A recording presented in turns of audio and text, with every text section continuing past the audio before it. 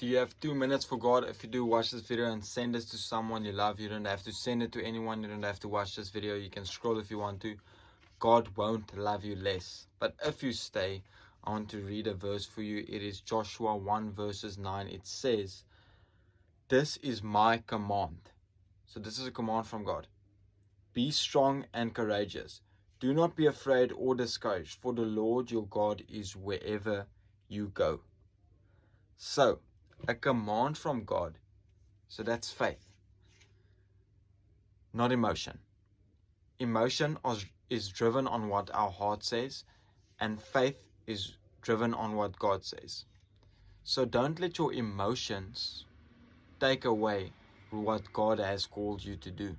Because, trust me, you're going to wake up a lot of the times in your life and you're not going to feel like doing what you have to do.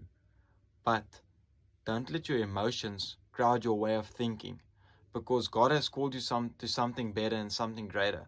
So when you don't feel like doing something, that doesn't always say it mean it's from God, because most of the times what we need to do, we don't want to do. And what we don't want to do, we do. Like Paul has written, "Wretched man I am. What I don't want to do, I do. What I do, I don't want to do. Who will deliver me from this?"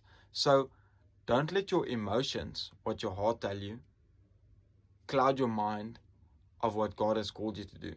So trust in God and know that He will direct your path. He will do everything He needs to do. But will you do everything you have to do? God will clear your way. He will make the path straight.